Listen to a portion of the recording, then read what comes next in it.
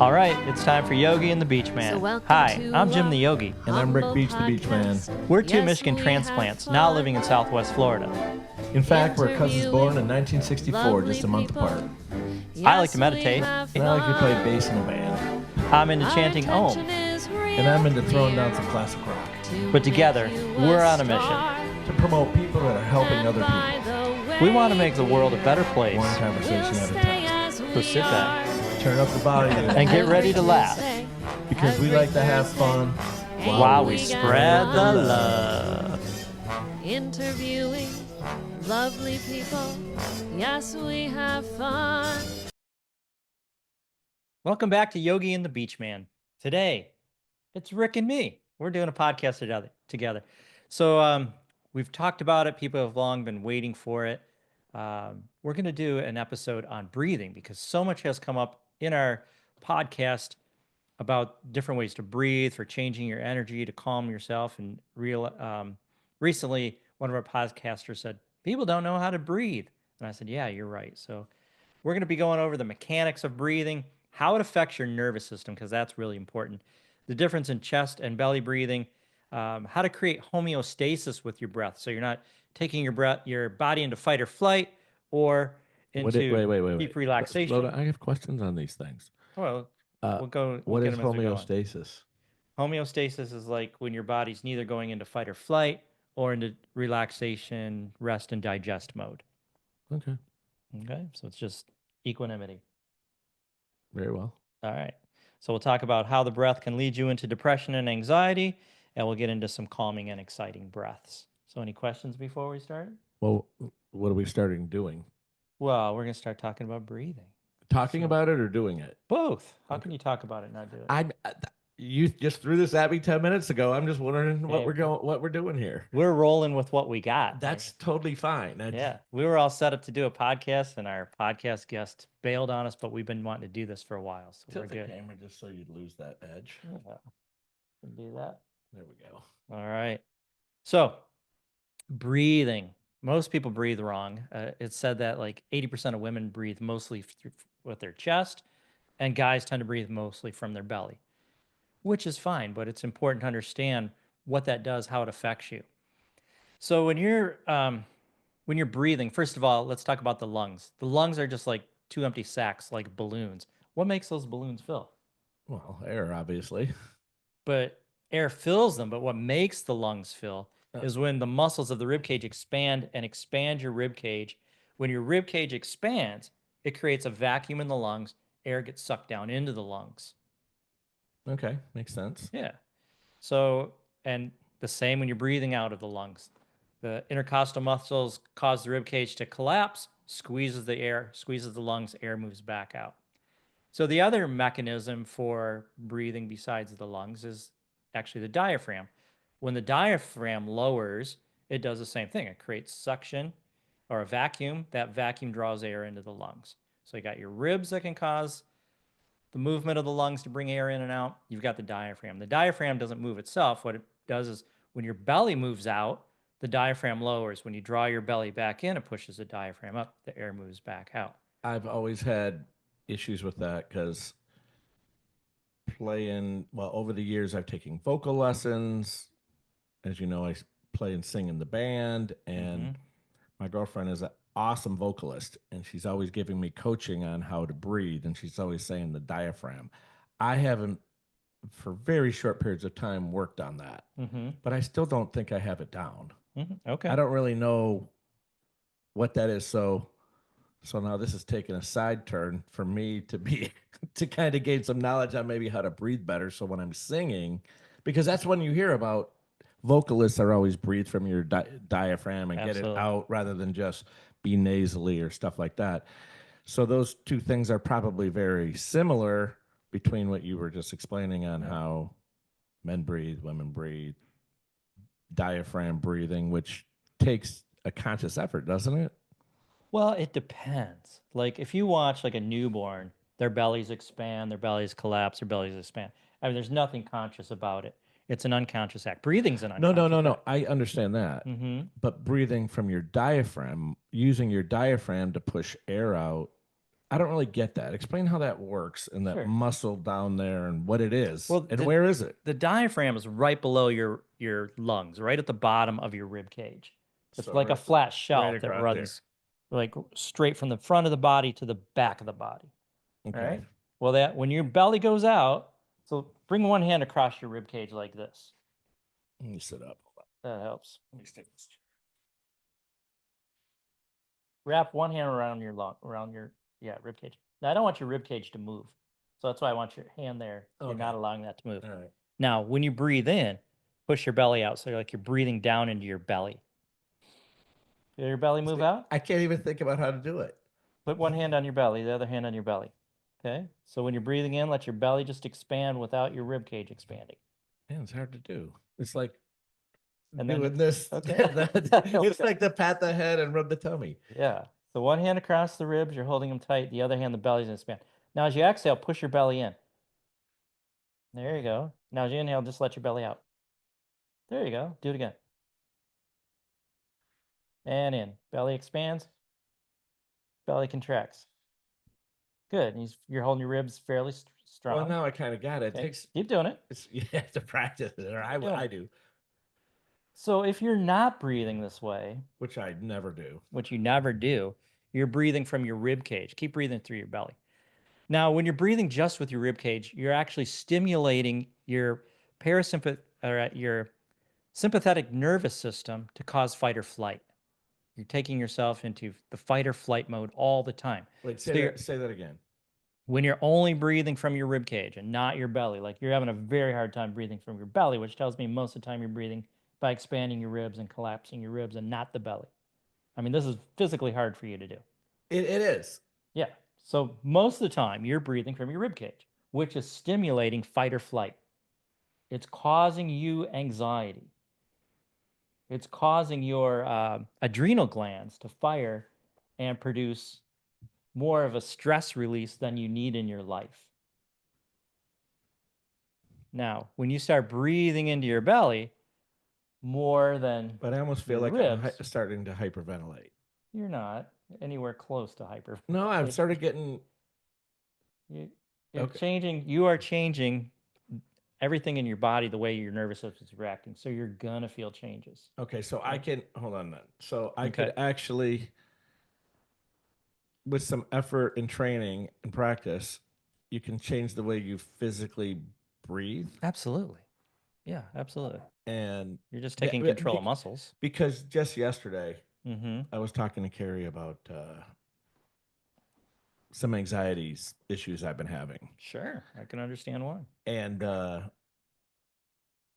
well, now that and and she said on the way home from church, she goes, "Well, that's that can all be solved by breathing right." Exactly. Bam, fast forward. Okay, on the way home yesterday at church, she said, "Hey, God will give you what you need, blah, blah, blah. Just ask for it, blah, blah, blah." So I've been praying a lot for that. Mm-hmm. Yesterday, this happens. Yeah. I've been having anxiety issues lately, off and on, more so than normal. Okay. And then Dr. Schaefer cancels. Well, her daughter. Well, her daughter. I mean, Yeah. it's no problem. It all Yeah. works out. And Yeah. now we're on this topic, which I wasn't expecting. So Uh-huh. it's just weird how The universe answers your prayers. So, okay. So whether you're chest breathing or belly breathing, if you're belly breathing, takes your body into rest and relaxation, digestion. If not, you're going into anxiety mode, fight or flight. All right. So there's another part of it. So it gets a little bit more complicated. So it's not just the ribs and the belly, it's also the duration of the breath. Okay. So if your inhale is longer than your exhale, that's going to help you relax. So if you're belly breathing and creating longer inhales than exhales, you're taking your body even further into relaxation mode. So count your inhales, Rick, as you're doing this. See how long they last. Well, I just immediately, when you brought that to my attention, I immediately went to that 7-4 thing. That I just want you to just count like 5. It probably would come in. just count how long you're breathing in, Okay. count how long you're breathing out. Just a natural state. Yep, just natural state.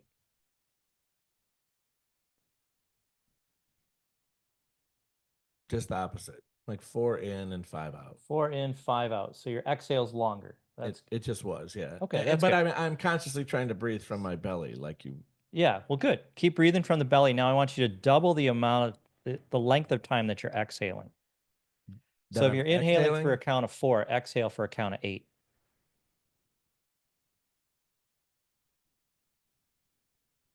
Quietness on the microphone as Rick breathes. So what we're doing, he's breathing into the belly, which is bringing a more relaxed state. He's also making his exhales longer than his inhales, which is amplifying that relaxed state.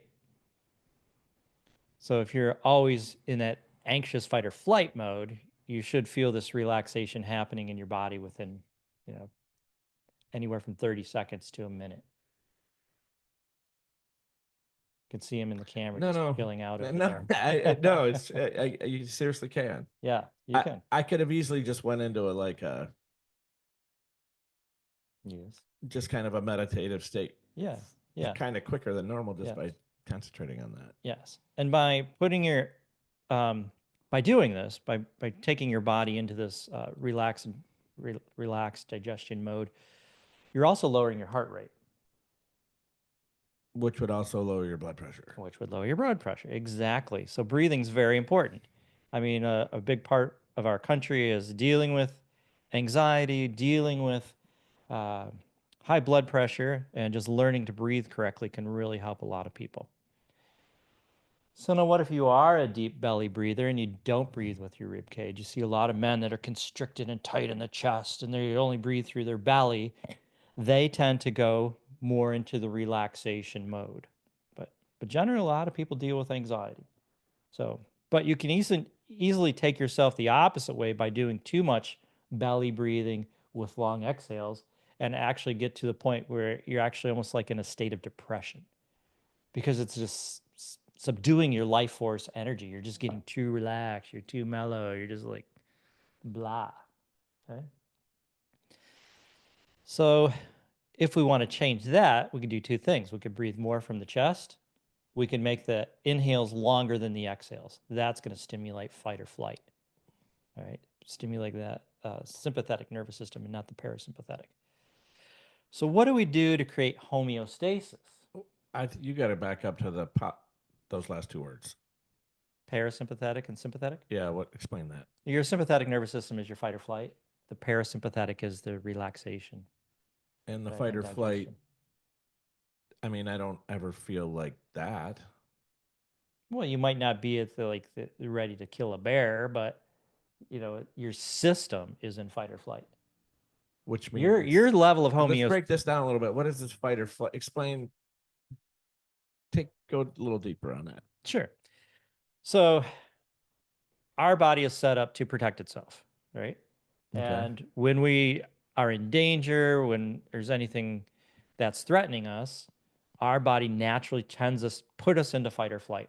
Our pupils are going to dilate more. Our heart rate's going to go up. Our blood pressure is going to go up. Blood's going to shift more to our vital organs. We're going to be ready to fight, protect ourselves. The adrenaline's pumping. So if you're at that state all the time, your body kind of gets to, you could be kind of comfortable in that state without feeling like you're fight or flight, like you got to run or you got to fight. But um, your adrenal glands are always pumping a stress hormone because you're putting it in that fight or flight mode. You're always getting a little bit more adrenaline than you need. You're not relaxing. You're nervous. Whether you look like it, feel like it, or not, your body's in that mode. Now the opposite. That actually perfectly describes me and my entire adult life. It's understandable. Yeah, and you're not alone. Lots of people are in that same boat. They don't teach you. Where have you ever heard this before? But not from any doctor. Not from any doctor. No. Not from, I mean, school. No. I mean, nobody talks about breath. It's vital. We can't breathe. I mean, excuse me. We can't live without breathing. And we can't live at our healthiest if we're not breathing the healthiest. Right? Yeah, makes sense. Yeah. So the opposite is from that stimulating, anxiety-driven mode is rest and relaxation or the stimulation of the parasympathetic nervous system. Parasympathetic, when we go into that parasympathetic mode, it calms us down. Our body starts to digest more, digest food properly. It's calming our heart rate, blood flowing out through the extremities more. We're not protecting the vital organs. Um, that's when more healing occurs in the body. Uh, so those two things are very important for us. They should be, we're normally in one or the other, or we can take the body into what I call homeostasis or equanimity and into a space of where you're neither taking it into the anxiety level or the depression level. So when you're just chilling on the sofa, maybe listen to some music, you got your eyes closed, you're not going to sleep, you're just chilling and relaxing. That's just kind of you're not feeling stressed or tired. You're just Yeah, chilling. chilling. Yeah. Okay. Makes sense. Yeah. All right. So let's talk about how to get our body into like that more of that equanimity mode. So the best way to breathe is to allow your ribs and your belly to expand together with no restriction. So as you're breathing in, let your ribs and belly expand, and it helps to put a hand on them. You can feel what's happening. And as you're exhaling, you want to bring your ribs and belly contracting. So it's a smooth, regulated breathing in, smooth, regulated breathing out. And we want these to last the same amount of time. In and out. Oh, okay. So when just to clear this up for me. Yeah.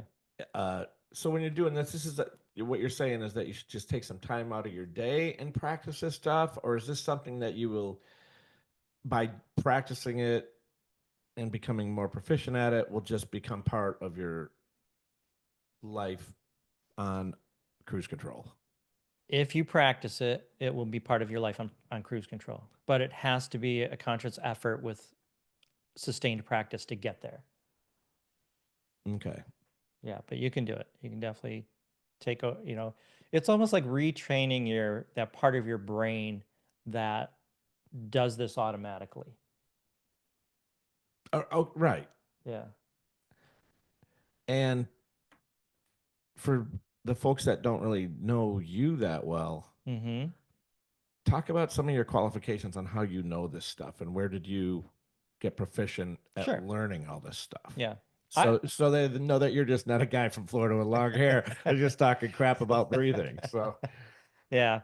Credential wise, I was a ERYT 500. That's uh educational. I don't even remember what it stands for. Basically, I was a yoga teacher at the $500 level, qualified to teach other people yoga.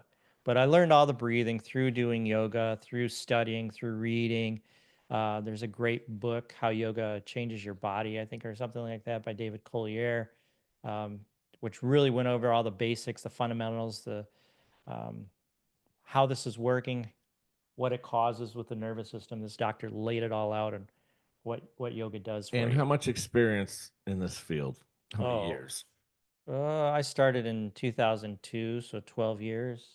No, 22 years. 22 years? Is that Yeah. long? Yeah, there's an extra decade you forgot about. I'm trying to forget a lot of those decades because they keep making me older. So you have over 20 years of experience. So Yes. you're very well qualified. Me, on the other hand, I'm probably like most of the people listening, just trying to get something out of this. And we've been breathing the same amount of time. Shy of a month. Right? We've been breathing the same amount of time, shy of a month.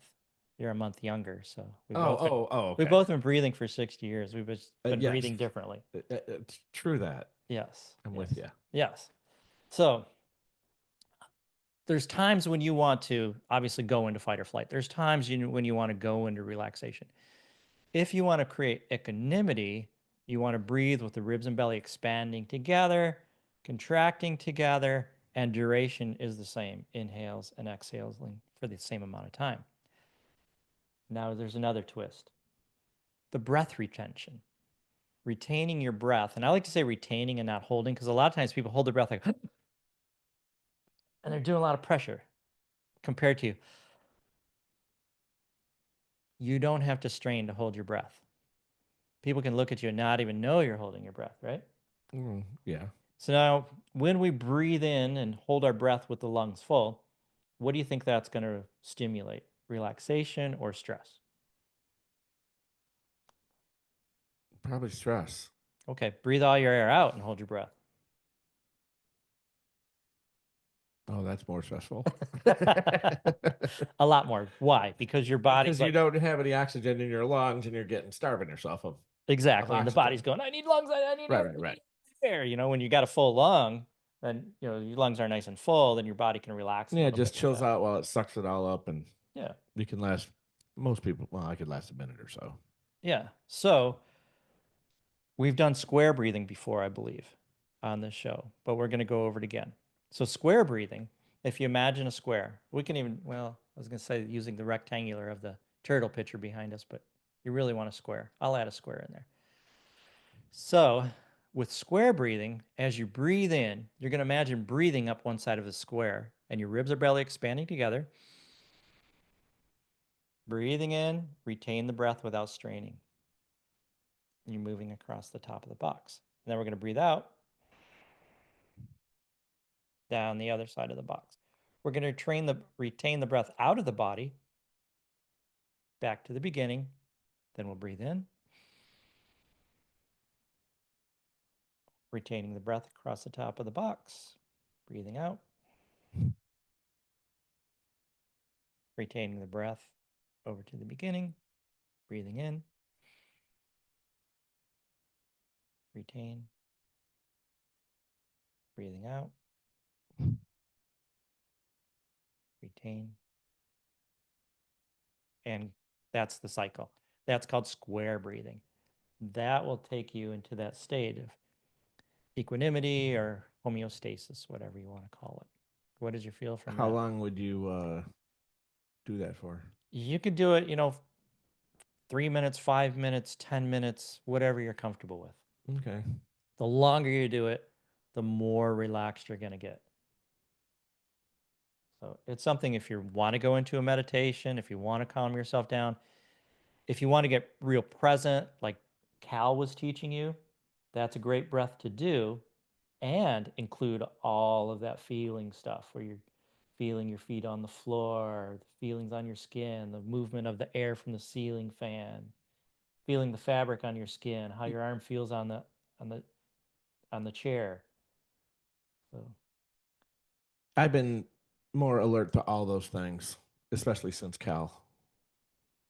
yeah, yeah, becoming more present, more alert is It's weird how our guests how different ones over the months have stuck with me, and mm-hmm. this Oh, is good too.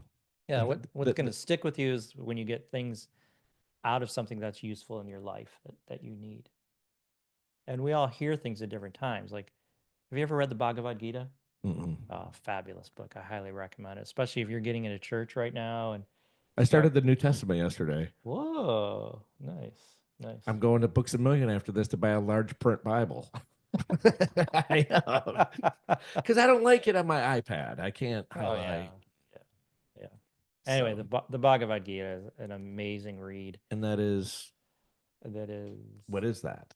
uh, the Bhagavad Gita is it's a fabulous book. It's the story of Arjuna. Arjuna is a warrior, and he at the time is being uh, his chariot driver is Krishna. Have you heard of Krishna? Like Hare Krishna? Hari Krishna. Hari means celebrate. Krishna is yeah. I don't, I know a lot of history. I know none of this. So, Okay. Krishna is he was fabled to be blue. I don't know if he was actually blue, but there are people that are dark colored that definitely look blue. So he might have been someone of that descent. But it's an Indian. He was an Indian god, one of the deities in India. okay. So in this story, he's actually the chariot driver of Arjuna. So in this epic battle in India, where half of the And Arjuna is, a warrior, oh, okay. he's a warrior. Just like a badass. He's a badass warrior. He Okay. is. So in the setting here, there's two towns that are about to go to war. And it's almost like in this country where Republicans and Democrats are so divided, even amongst families, right? But all of a sudden, these people are going to war. So if I, per se, were a Democrat, you were a Republican, Oh, we're going to be I on the love same you as a team. brother, but we're not going to be on the same team because you're a Republican, I'm a Democrat. So it was splitting families. It was splitting neighbors. I mean, this battle was Oh, so it's like getting more like a civil war. kind of like a civil war. Yeah, So the North and the South were brothers were fighting brothers. basically. Yeah. So Arjuna's like, I don't want to fight this battle. I don't want to do it.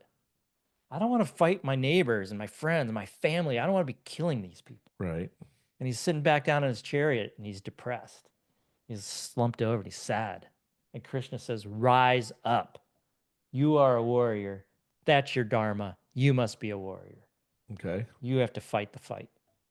And the whole rest of the story is about Krishna teaching Arjuna about God Huh. and becoming one with the universe or God or whatever you want to call that. I I don't really- like to use the word God personally. I Just- can pick that up as a an Audible probably. You can pick it up anyway. On an audiobook. Oh, yeah, for sure. I get a bunch of credits. Yeah. But anyway, where I was going with that, before we got into this long winded story of is that I've read that book probably 20 times or more. But every time I read it, I would get something different out of it. Because sometimes we're not in a space to receive the information we're receiving. Or, we can only take this amount right now and later we'll get the other amount. You know what I'm saying? I do. Yeah. I wouldn't have known what you were saying What 6 that- months ago. Hmm. Why is that? What changed? Oh, just this podcast for one thing, Mm-hmm. and just kind of just by talking about things with people that I never would have met Mm-hmm. other than this podcast, talking about things that I've never talked about before ever in my entire life. So I'm kind of opening up there a little more. I'm kind of looking more at myself in a more so I'm just much more open to all this. Plus I'm 60 and got bitch slapped with that age. And and really I just need to, and I know that we talked about earlier with being in this stressful state of life in general, Mm-hmm. which I just thought that's how it was supposed to be until recently. Okay. So you just thought that life was supposed to be stressful. No, I didn't know any other version That makes sense. Yeah. because I'm always amped up. Yeah. I'm always amped up. I'm the typical ADHD. If they would have had Ritalin in the 70s, I would have Mhm. been on it Interesting. and probably should be now, but I don't take any pharmaceuticals whatsoever. Mhm. So that's not an option. But I'm sure if I went to my doctor and said, "Hey, this is how I'm feeling," they're going to try to pump me full of Xanax or whatever the flavor of the day is. That's what they're trained to do. And through all this and just my general distrust of the medical system since COVID, I will not. I want to find my own methods of dealing with my own issues. Now, of course, if I break my arm, I have to go get a cast on it. I'll go to a doctor, Sure. but I'm not running to a doctor or a pharmaceutical company to fix anything anymore. Mm-hmm.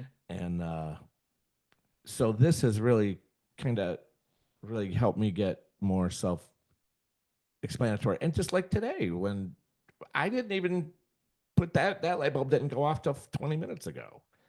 Which one? What you just said about me. The way you're breathing or the No, anxiety? about my life in general and how Oh. where my where my headspace is Yeah. all the time. And I seriously, Mm-hmm. this is just like hope. It's just a light bulb went off Gotcha. because I never really, like I said, it's just the way I always have been. It's the way you functioned. I'm not. You don't know your body and I'm your brain totally doesn't hyper know all the anything time. different. I'm bouncing off. I never sit down. I never chill. I never relax. Mm. If I do sit down and relax, I want to scroll on my phone. I have to physically stop my head from being constant in Yeah. chaos, Yeah. I get that. unorganized chaos, and somehow I Mhm. get shit done. Yeah. But Yeah. it's amazing I do. Yeah. So a big program that I went to was done by Sadhguru. I did a lot of training with his programs, and he calls it inner engineering, and it's all about you taking over what's happening in your body and in your mind and creating what you want at any given time. So instead of being all ramped up and blah blah blah all the time, there's times when you want that, when you're in the game, in the moment, but there's times when you want to be able to chill. And if you're able to chill, it gives all your systems time to relax and rejuvenate so that when you do turn it on again, you're more amped up. You know, you're taking control of it instead of it just controlling you. Yeah. So, just to tell you how messed up you can get from breathing wrong. I mean, obviously, decades of anxiety driven breathing or depression breathing is going to screw you up. But I met a young girl who was in her 20s. She was in my teacher training program. And we were talking about a way that you definitely don't want to breathe. It's called paradoxal breathing. So when you breathe in, you want to kind of let your belly expand first and then breathe up to the top. And then breathe out down to the bottom. Okay? So if you're breathing in, let your belly expand first, let your rib cage expand, breathe from the bottom to the top. And as you exhale, breathe down from the top to the bottom, squeezing your belly in. That's nice, healthy, normal, natural way to breathe. Watch a baby breathe. That's how they're going to breathe. Now, paradoxal is when you breathe into the belly first, excuse me, into the ribs first, and then the belly. That's hard to do. I have to think about that. Yeah. You have to try to do that. Yeah. But she was breathing like this all the time. For whatever reason, something triggered her to start breathing this way. Right? Sometimes it's trauma, sometimes it's injuries, things happen. So she was breathing into her ribs first, and then her belly, and then breathing out. Okay? You just do it a couple times. You feel kind of inner agitation. Yeah, I didn't like doing it. Yeah. I didn't even like trying doing it. No, it's not. It's not a good way to breathe. It just causes chaos of your nervous system. Well, this young, beautiful 20-year-old girl had acne all across her back, and they couldn't figure out why. So she stops breathing her paradoxal breath as she's in teacher training and learning how to breathe properly. And within a couple months, all that clears up. So that paradoxal breathing, that anxiety, icky feeling, inside was manifesting on her back, producing all this acne. Wow. Mm-hmm. That's pretty wild. Yeah. Yeah. And if she, I don't want to get into this again, but if she would have went to the doctor, they'd have just loaded her up with I'm sure. this and that, and Mhm. and I'm sure some of that stuff does help at times, but Yeah, for some people, at the right time, definitely. So yeah, breathing's a big deal. yeah, obviously.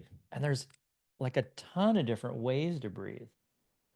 So one of the breaths that I really like is called bunny breathing.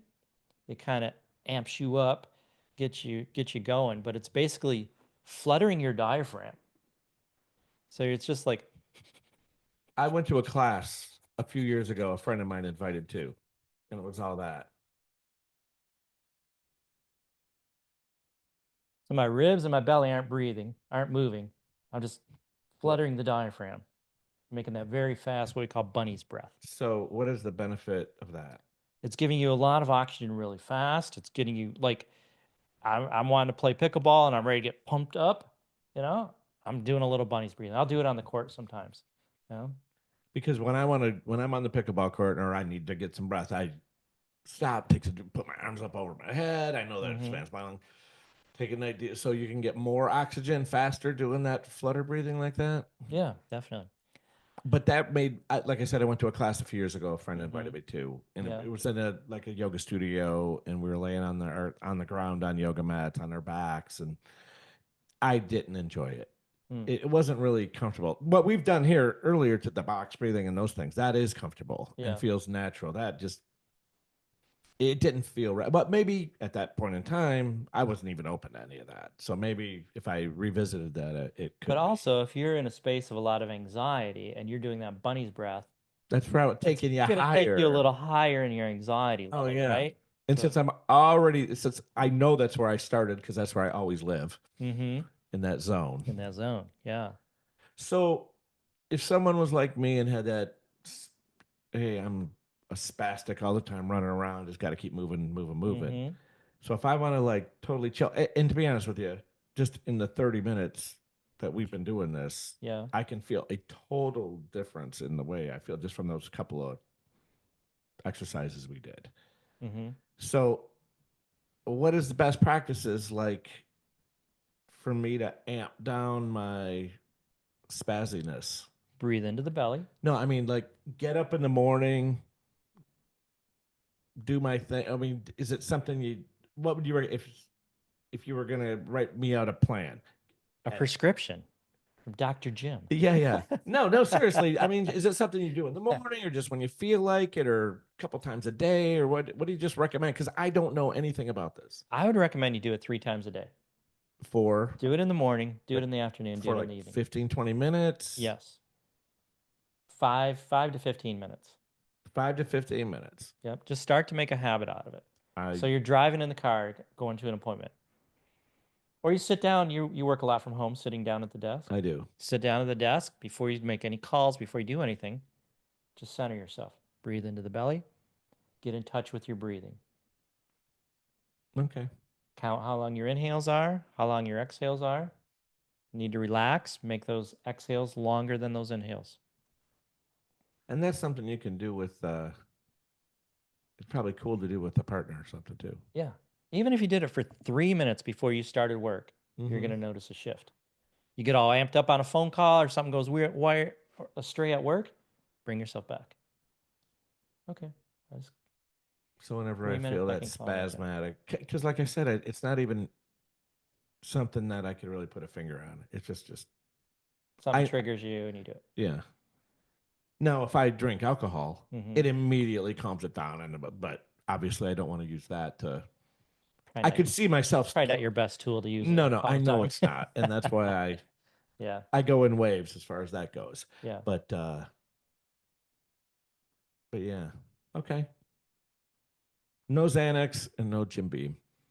No, just Breathing. inner engineering. Control your own Inner breath. engineering. Yeah. Who's that guy again? Sadhguru. I've heard you talk about him before. Yeah. He's got amazing material out there. All right. So here's a cool breath for you're a little warm and you want to cool off. It's called a cooling breath. All right. So when you breathe in, can you curl your tongue? I cannot. Oh, we have a little bit different genetics. We do. So you're going to take I think we share 25%. that sounds right? about right. Yeah. So you're going to take your tongue and just kind of lay it over you're going to get it wide and lay it over your lip like that. Okay. And just breathe in slowly across it. And then when your breath is in, close your mouth and breathe slowly out of your nose. I'm going to curl my tongue. Breathing in like through a straw and then breathing out. And just focus on that cooling sensation on your tongue. What it feels like is drying my mouth out, and I don't like it. Slow it down. Just breathe slow over the tongue.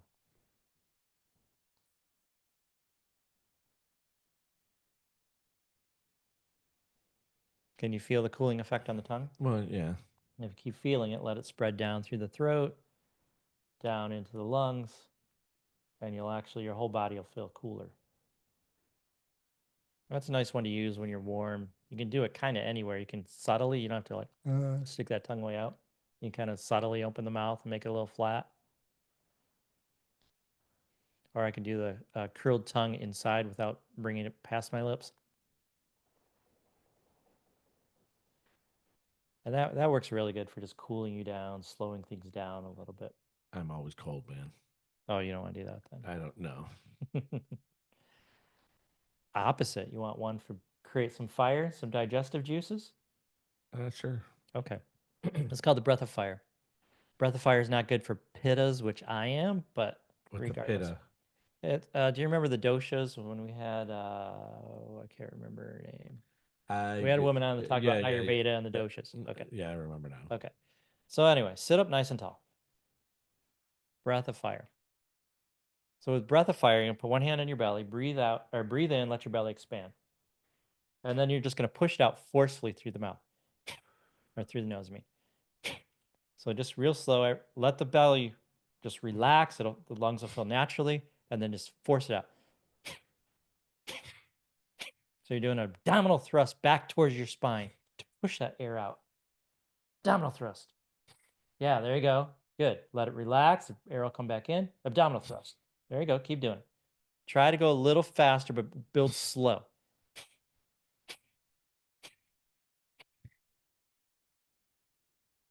Uncomfortable too. I don't like that. Builds a lot of fire, helps with gastric juices, cleanses the lungs, creates more oxygen in the I body. feel my fingers getting things. Interesting. Yeah. A little more oxygen. Oh, maybe. Yeah. Is that what that would be? Could be, or it's doing something to your nerves. That's also going to stimulate more of an anxiety, obviously, not a Yeah. relaxing breath. Yeah, it's not good for me. I want to go the other way. Yeah.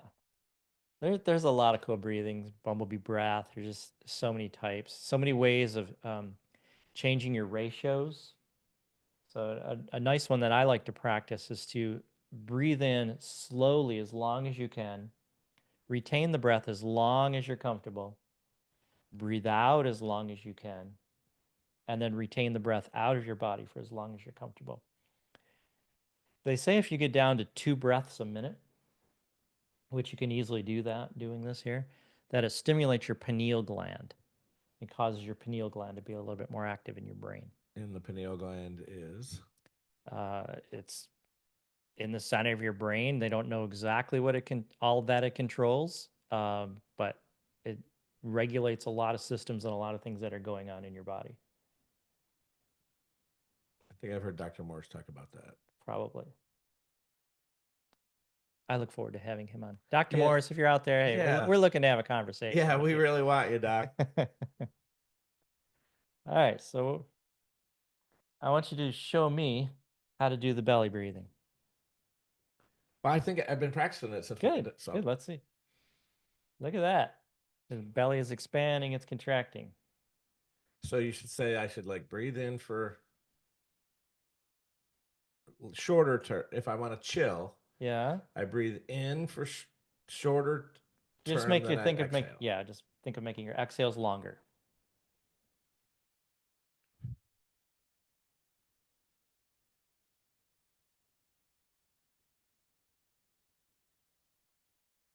Good. Belly's expanding, belly's contracting. And by keeping my hand right here where you said the diaphragm was, I guess I'm probably slightly above it, right? No, you're right on it.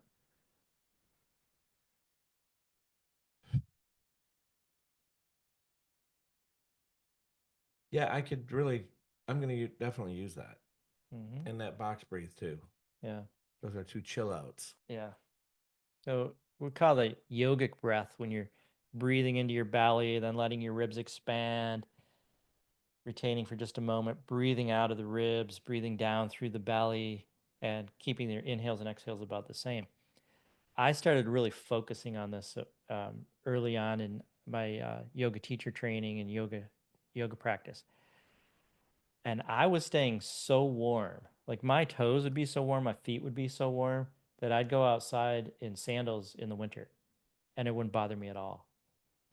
It was See, that's like so weird. Like Mike, my brother, your Mhm. cousin. He told me like when it's cold like this down here in the Keys where he lives, the Florida 70s. Keys, when it gets in the 60s and 70s, Yeah. his fingertips Mhm. and his toes get super cold. Yeah. And I said, well, that's obviously not good. It's a Right. circulation issues or Yeah, whatnot. it's called Raynaud's. Well, maybe you could give him a heads up on that since I Yeah. told you. Because I didn't even make that connection until you just said that. Mm. That you're Yeah. warm. If you can keep yourself warm, Uh-huh. someone who, by breathing properly, someone who is always cold, It maybe may or can, may not be it beneficial. May, Yeah. yeah. Yeah, Well, I don't know. one thing's for sure, it's not going to be damaging. No, not at all. There's no downside. Not at all. No. Unless you inadvertently hyperventilated and passed out or something. It's pretty hard to hyperventilate. I would think it would be. Yeah.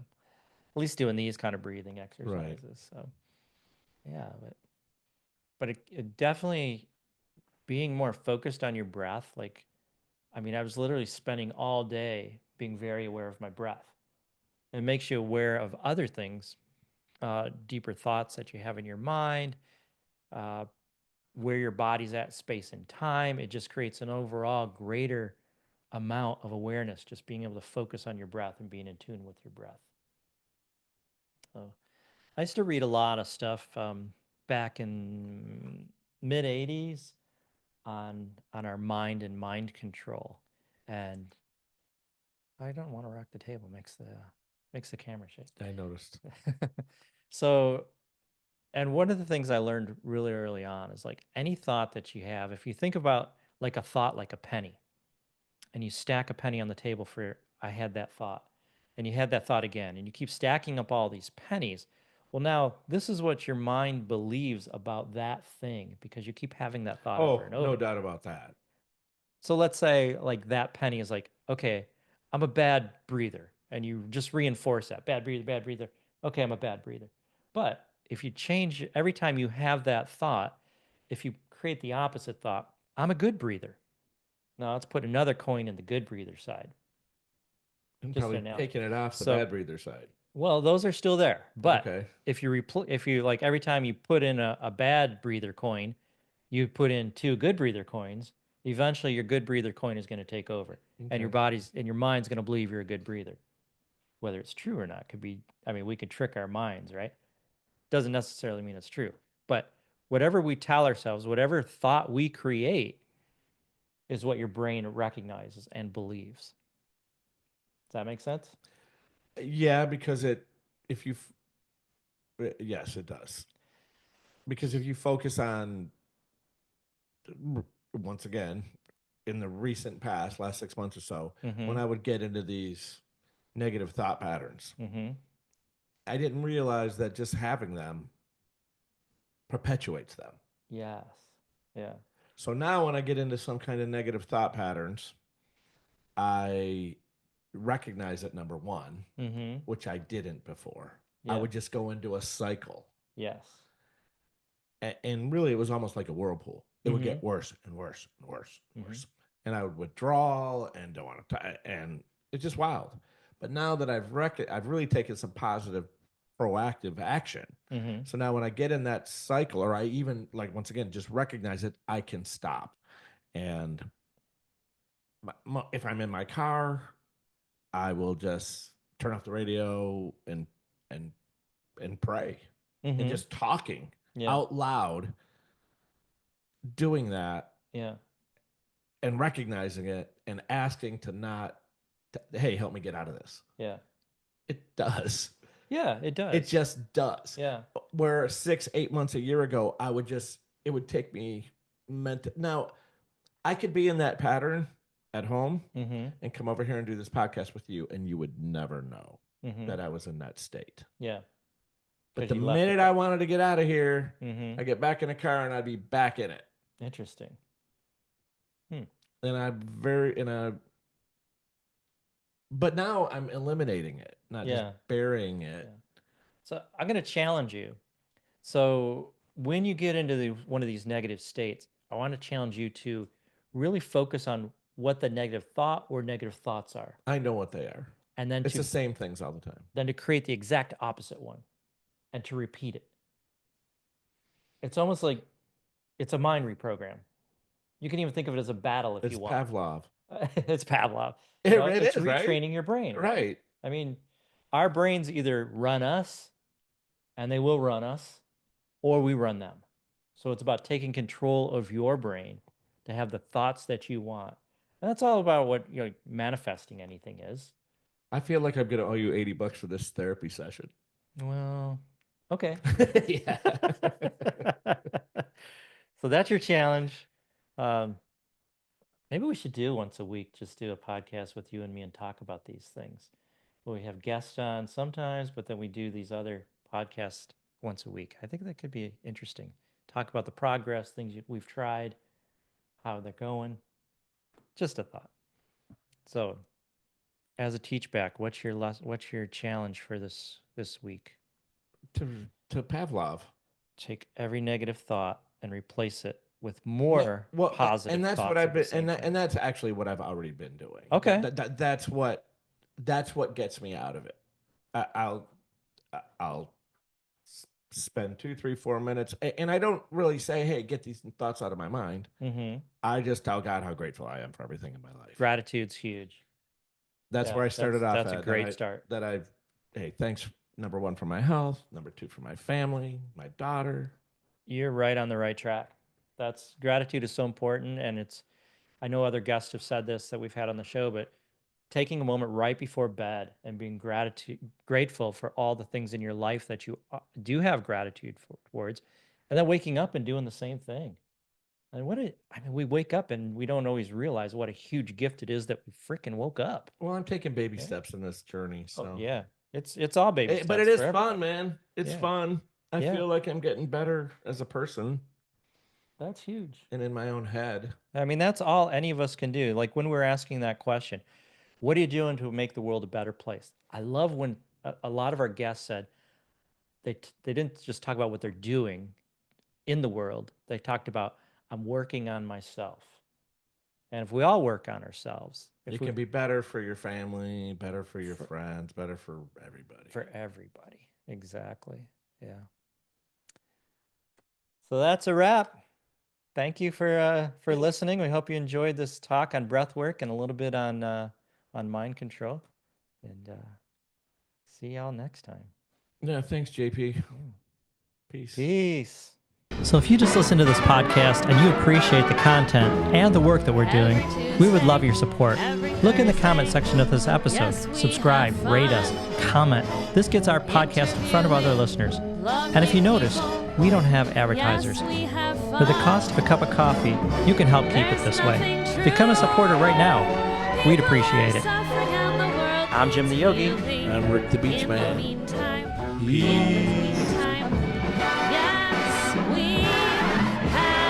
Fun.